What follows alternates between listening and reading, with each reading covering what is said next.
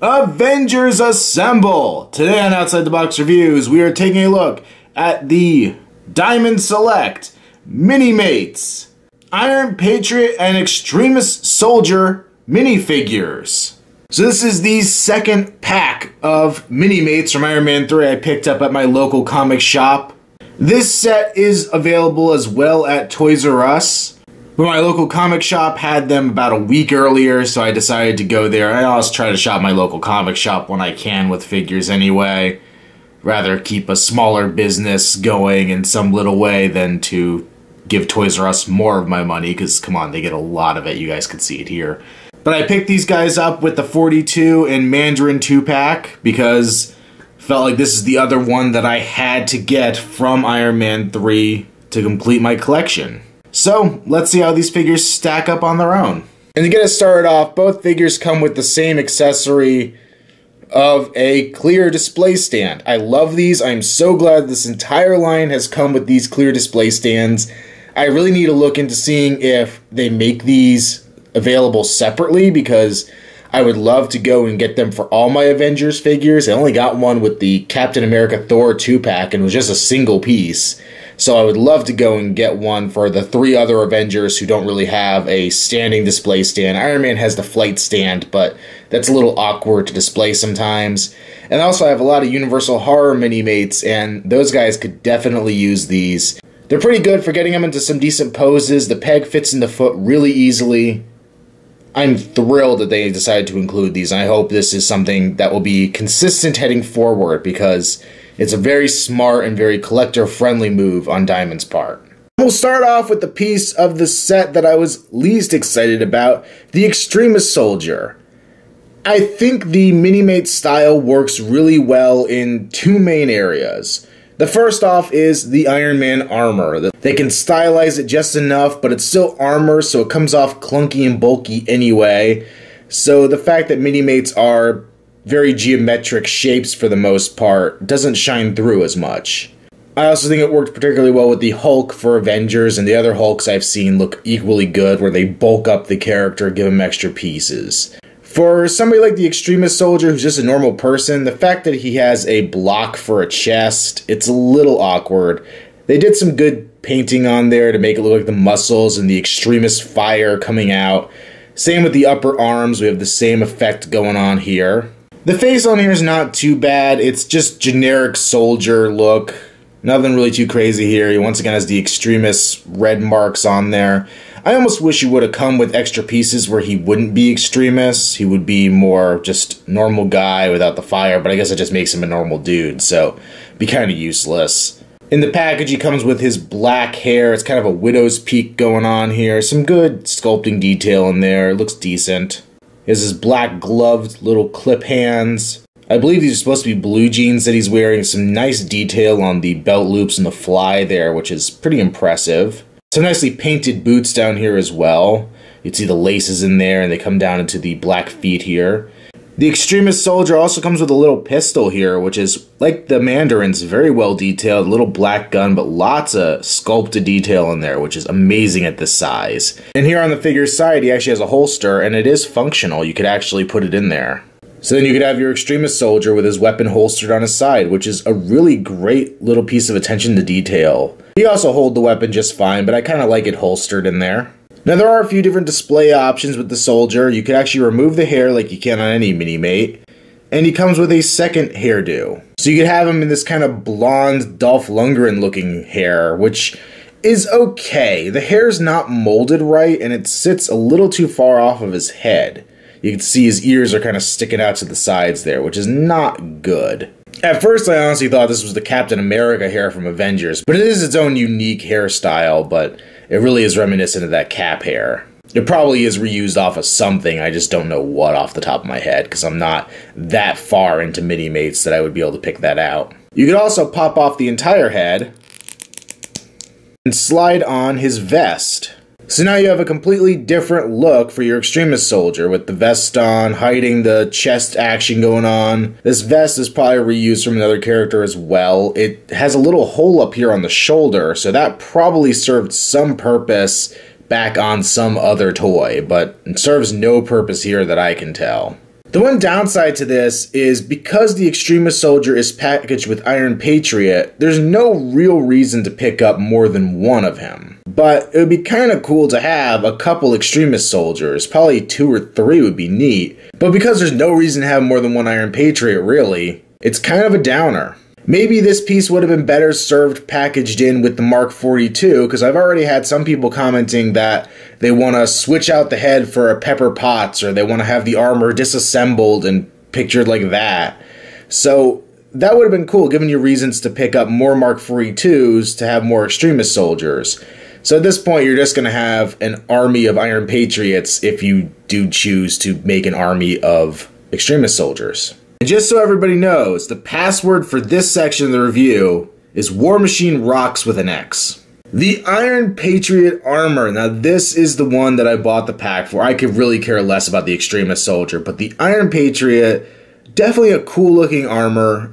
I'm not so much of a fanboy that I was upset that it wasn't Norman Osborn in the armor. I mean, I think we all pretty much knew that they didn't have the rights to do that. And I really don't mind that they made it a upgrade to War Machine, or at least a redo of War Machine. Now I say right off the bat here, because I don't know if I'll have an opportunity to actually review a War Machine figure for Iron Man 3, because, spoiler alert, it's not actually in the movie. Iron Patriot is the only suit Rhodes has in the entire movie. But if you're looking for some War Machine action and also some fill-in-the-blank kind of information, definitely check out the Iron Man 3 prequel comics. It's a 2-issue run, and it really focuses on War Machine, on the new design of the War Machine armor, on what Rhodey was doing during Avengers, on why Tony Stark has the Mark II armor back in his Hall of Armor during Avengers and Iron Man 3. It's really a cool read. I definitely recommend it to any fans. It fills in a lot of gaps, and I'm very happy to have read it. So,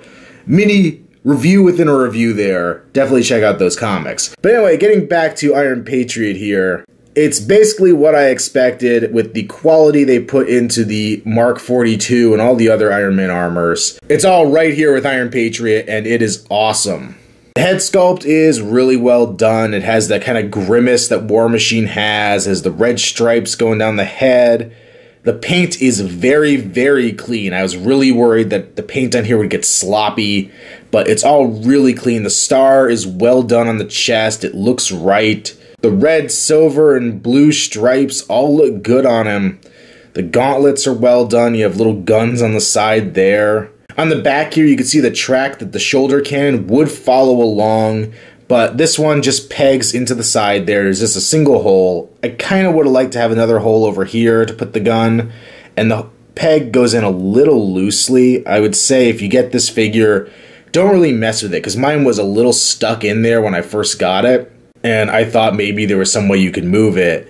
But by pulling it out, it really loosened it up a lot, so I would just leave it alone. There's no real reason to move it. Even rotating it doesn't do a whole lot. The cannon itself is well done. I really wish we would have seen this fire off in the movie, because it looks really neat. Little flat double barrel thing going on there. Outside the extra sculpted armor up here, we have the pattern done on the lower torso of Iron Patriot. Some nice printing on his legs and the big heavy Iron Man style boots. Less detail on the back of the legs, but still a lot of good detail on him. I'm highly impressed with this figure. And I gotta say, Diamond Select further amazed me with this figure, because I got him, there was a Rhodey head in the package with it. I didn't really think much of it. And then I went to take this helmet off. And who do we have here? We actually have Savin in the Iron Patriot armor. Later on in the movie, Savin does steal the armor, and he gets onto Air Force One, and all kinds of crap ensues. So it's really neat that they gave us this character in the armor instead of just Rhodes. This is a really cool move. And I'll have to look at some other reviews, because I have not picked up the War Machine Minimate, but I wonder if that just comes with a Rhodes head, or if there's a bonus one in there as well. That'd be kind of cool to see. But it's a well done sculpt of Savin. This is meant to be a bald character, so he has the ears painted directly onto the head, but it's not badly done at all. And of course, the plus side is we could pop this head right off, And then we could plug it into the Extremis Soldier body. So we actually have one of the main villains of the movie established through this. Which once again brings me back to the fact that we need more reason to buy more Extremis Soldiers, or for these to be separately packaged. With some of the other movies like Thor, they did individually packaged troop builder pieces, and I would love to see them do that with this Extremis Soldier, because we have 2 basic display options that he comes with just as in package. The third one by putting this head on there. You could probably even put the Aldrich Killian head on one of these bodies and make him kind of the final battle version, even though he won't have the tattoos. So a lot of awesome options you could do with this Extremis body. Just kind of a pain that you'd have to buy them all individually. Who knows, maybe these won't be as popular and you'll be able to pick them up cheap on eBay. But of course we can't leave Iron Patriot without a head. So you could pop the James Rhodes head sculpt on there and it looks pretty good. It obviously looks nothing like Don Cheadle because it's highly stylized, highly cartoonized. But it's decent. Once again, another head sculpt meant to have very, very short hair. It's all just painted on there. There's no hair attachment you could stick on him. I also find the skin tone on here to be a little darker than it should be. Don Cheadle has fairly dark skin, but this seems a little too dark to me. It actually makes it really hard to pick out some of the facial detail on it as well, which is a bit of a bummer. But then, of course, you could just put the Iron Patriot helmet right back over his head, and then you have your hero Iron Patriot, which is really, really cool. Now, articulation on these 2 figures is Minimates standard. We have the ball-jointed head, up and down a little bit, side to side. Very limited on Iron Patriot, not so much on the Extremis Soldier just because of the way the armor's sculpted on here. Ball-jointed upper arms, forward back out to the side. This one gets more out to the side than the 42 did. The 42 is very limited. This has more range.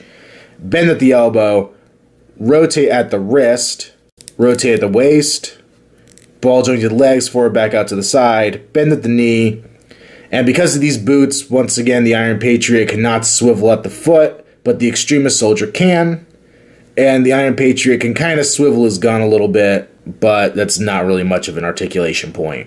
Must say, I do review a lot of figures with shoulder cannons here in Outside the Box reviews. It's kind of strange. Overall, I have to say I love this 2-pack. I think Diamond did a great job on creating these 2 characters. When I first picked it up, I was lukewarm on the Extremis Soldier, and I still am not thrilled with it.